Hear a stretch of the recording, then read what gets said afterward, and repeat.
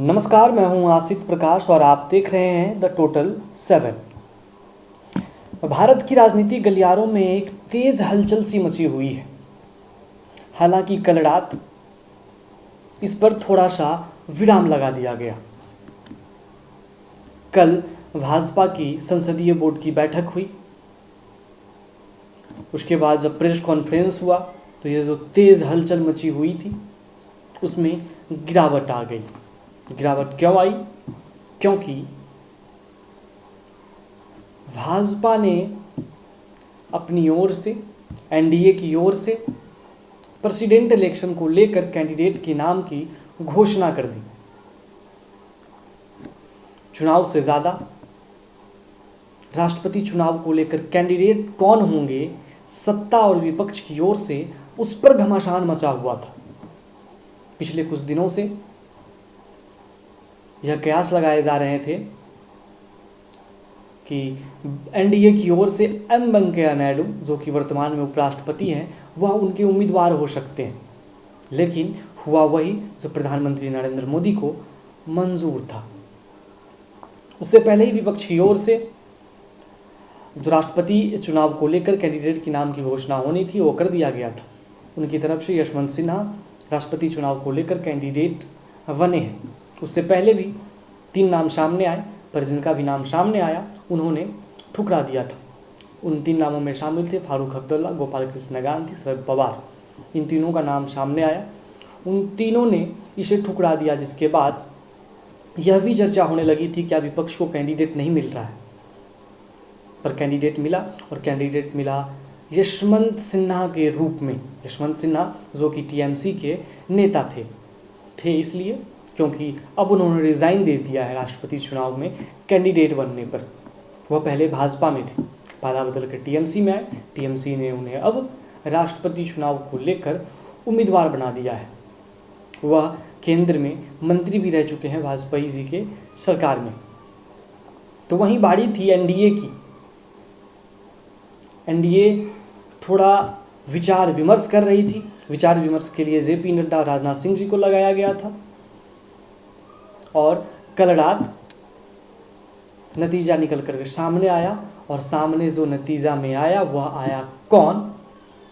वो आई द्रौपदी मुर्मू। द्रौपदी मुर्मू कौन है? उनका नाम सामने जो आया उसके पीछे की क्या कहानियां हैं? क्योंकि भारत की राजनीतिक में जब कभी भी योजना हो या फिर कोई नियम हो या फिर वह राजनीतिक फैसला हो, उसके पीछे कहानियां होती हैं और बड़ी बड़ी कहानियां होती हैं। तो सबसे पहले आपको जानकारी दे दूं कि द्रौपदी मुर्मू कौन है।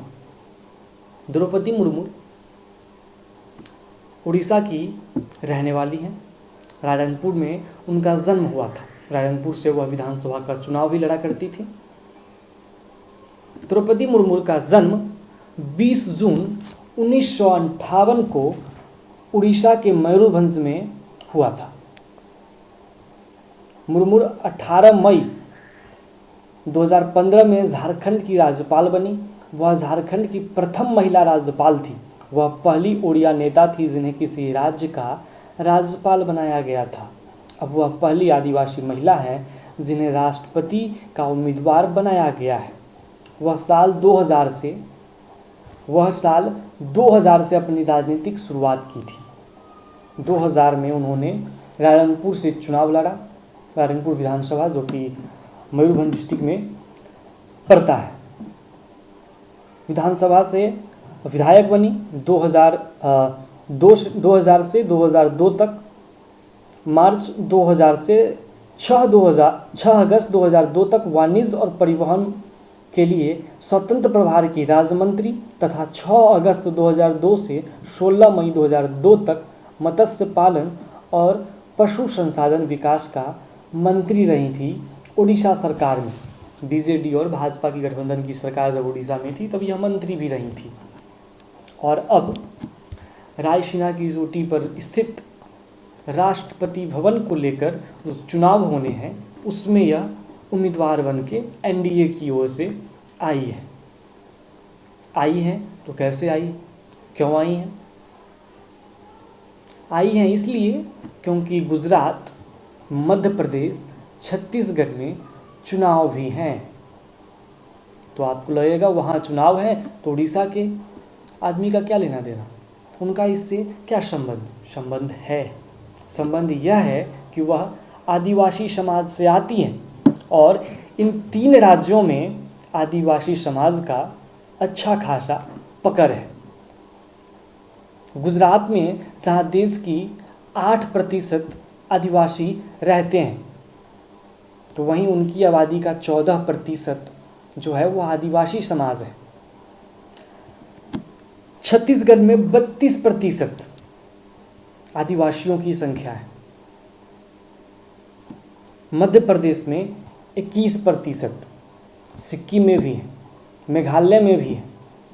पर चुनाव इन 3 राज्यों में होने वाले हैं, जिसको लेकर फैसला लिया गया है। और 2024 में जो आम चुनाव हैं उससे भी इसे जोड़ना जाना चाहिए, क्योंकि जब 2017 में चुनाव राष्ट्रपति पद के हुए थे और रामनाथ कोविंद को राष्ट्रपति उम्मीदवार बनाया गया था, तो वह भी 2019 के चुनाव के मद्देनज़र, और द्रौपदी मुर्मू जो राष्ट्रपति चुनाव के लिए उम्मीदवार बनाई गई हैं वह भी 2024 के आम चुनाव और उससे पहले होने वाले राज्यों के विधानसभा चुनाव का बहुत बड़ा संबंध है इस उम्मीदवारी से।